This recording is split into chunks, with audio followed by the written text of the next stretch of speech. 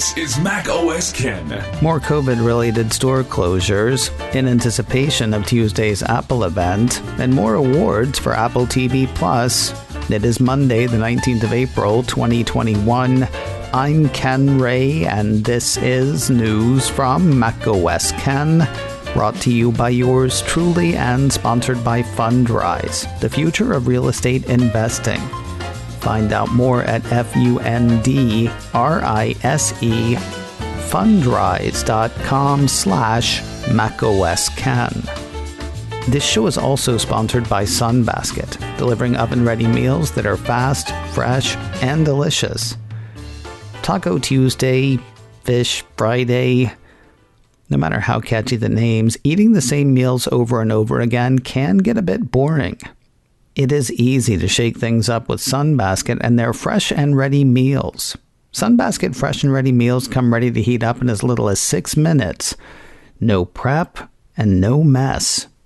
Every Sunbasket meal is made up of premium quality, real food, including organic fresh produce, antibiotic and hormone-free meats, and sustainably sourced seafood, all put together by James Beard and Michelin Award-winning chefs.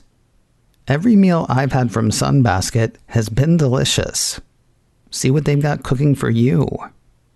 Sunbasket is offering $90 off your first 4 deliveries, including free shipping on the first box, when you go right now to sunbasket.com/macOSken and enter promo code macOSken at checkout.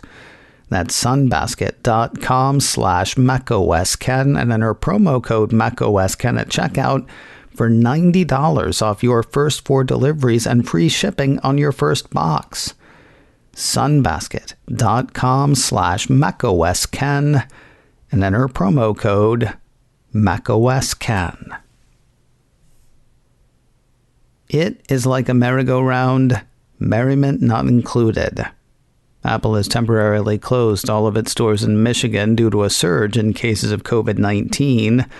The site Michigan Live says Apple's 6 stores in the state are located in malls in Ann Arbor, Clinton Township, Grand Rapids, Lansing, Novi, and Troy, and you can't visit any of them right now.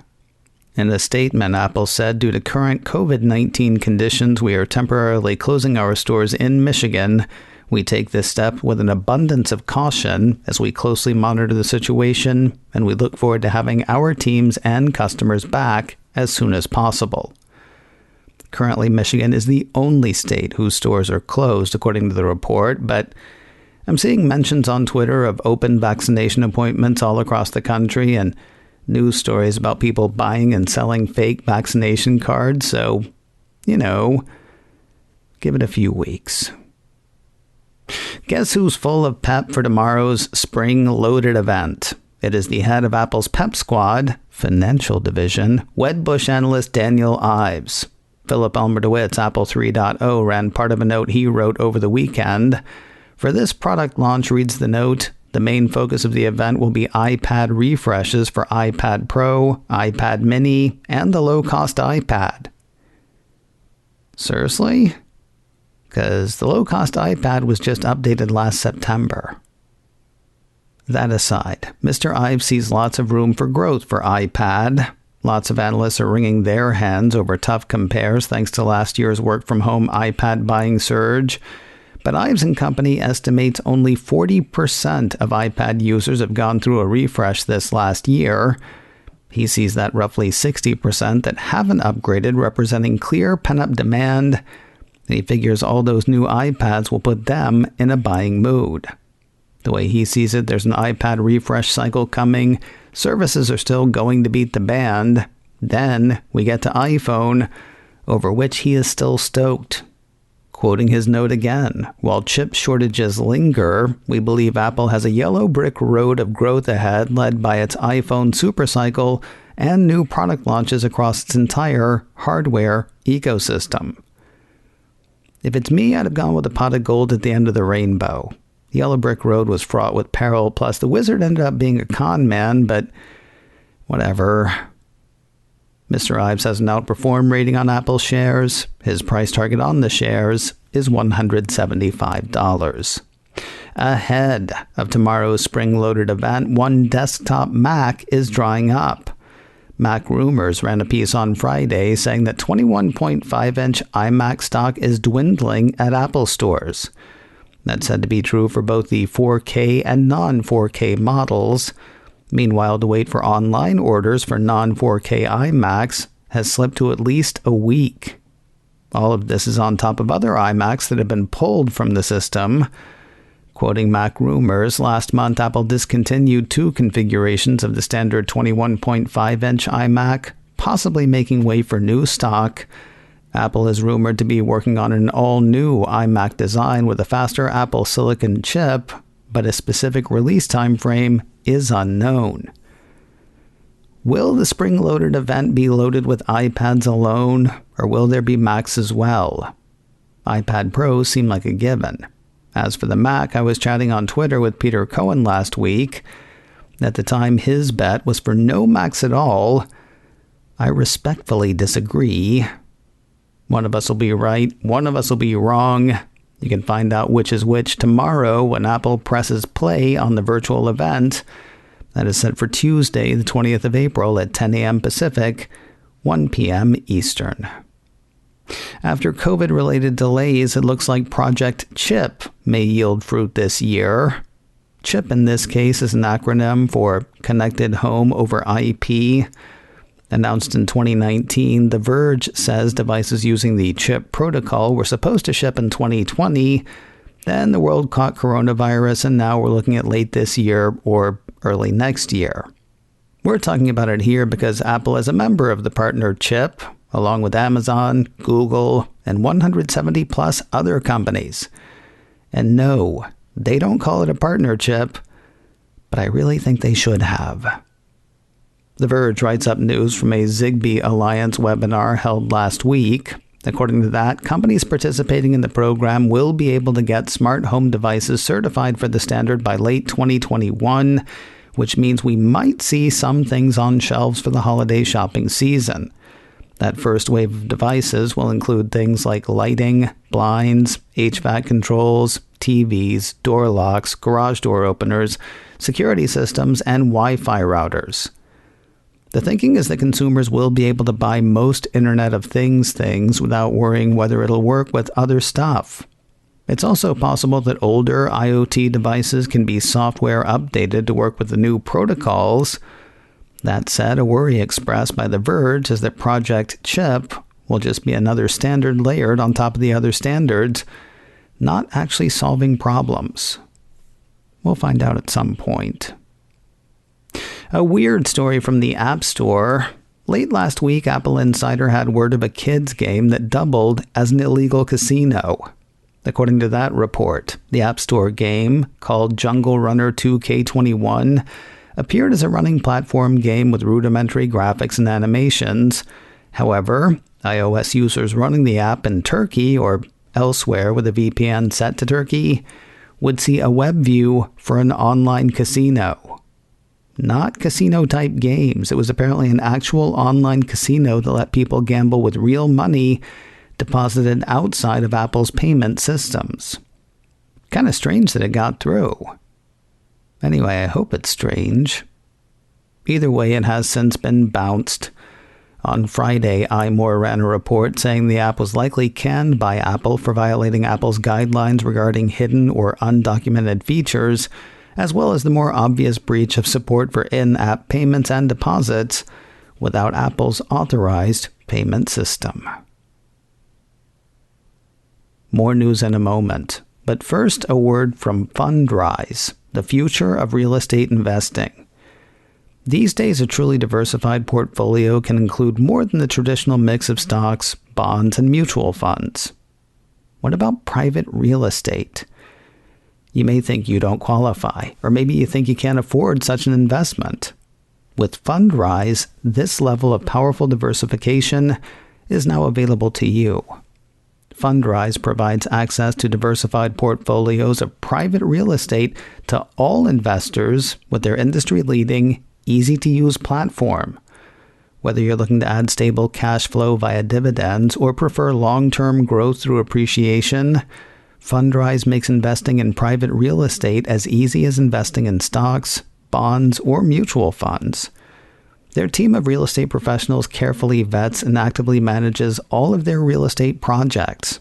And with their easy-to-use website, you can track your portfolio's performance and watch as properties across the country are acquired, improved, and operated right through the site.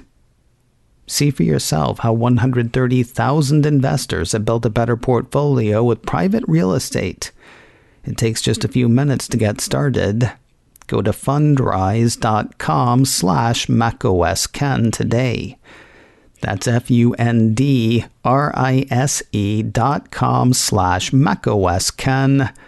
Fundrise.com/macosken. If you're itching for a Voice Remote Pro from Roku with an Apple TV Plus logo on it, you may want to hold off for a bit. I told you last week that the new Roku remotes, both the Pro versions and Roku's standard remotes, have a pre-printed Apple TV Plus button, along with buttons for Disney Plus, Hulu, and Netflix.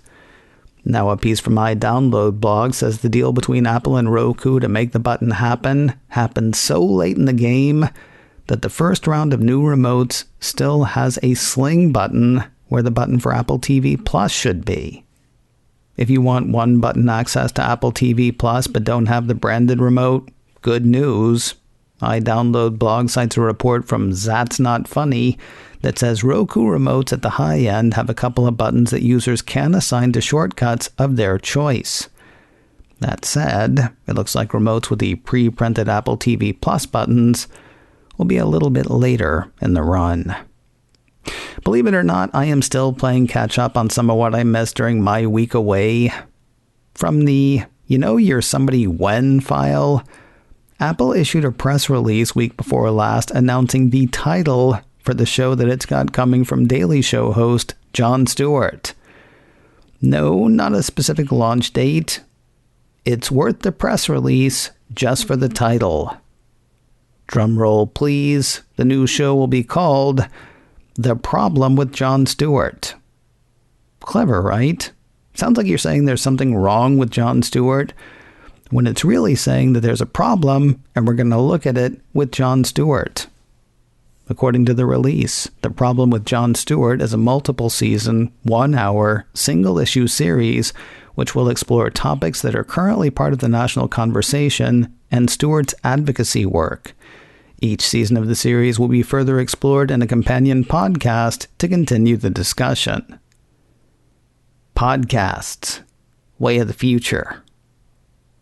The Problem with Jon Stewart is set to premiere this fall. We'll end the day with a few awards for Apple TV Plus, none of which honor nor involve Ted Lasso. Let's do a little sound and vision, starting with the sound. iMore highlights a piece from The Hollywood Reporter that has 2 titles from Apple TV Plus winning trophies from the 68th Golden Reel Awards. Those were awards for sound editing, according to the report. On the feature side, the Tom Hanks World War II film Greyhound took the award for Outstanding Achievement in Sound Editing, Feature Effects, and Foley. The film is up for a Sound Oscar as well. That's a new award combining 2 old awards, sound editing and sound mixing. I guess there's a shortage on Academy Awards or something. Apple's other golden reel was for Outstanding Achievement in Sound Editing, live action, under 35 minutes. That went to The Servant episode, 2 o'clock.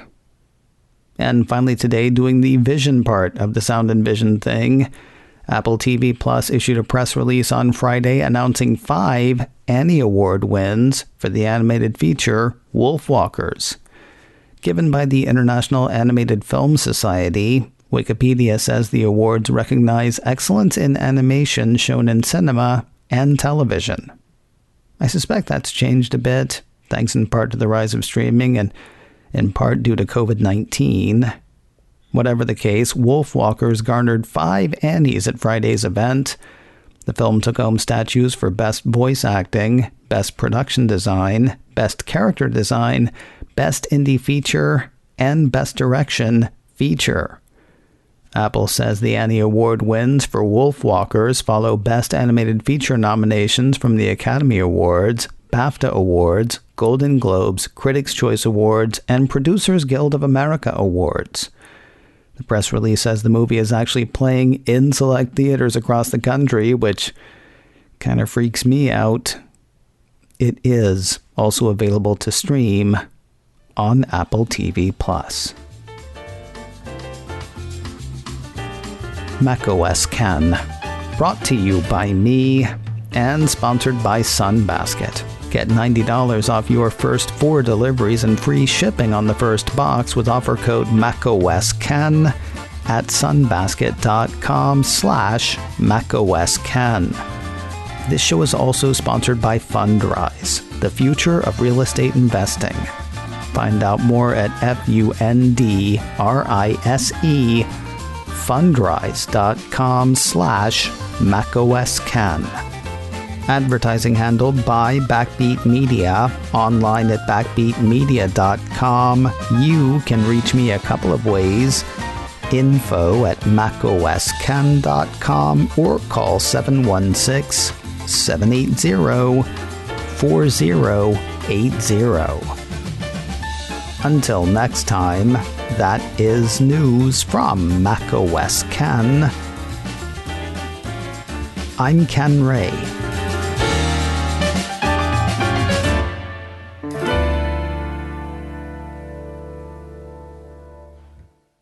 Cha.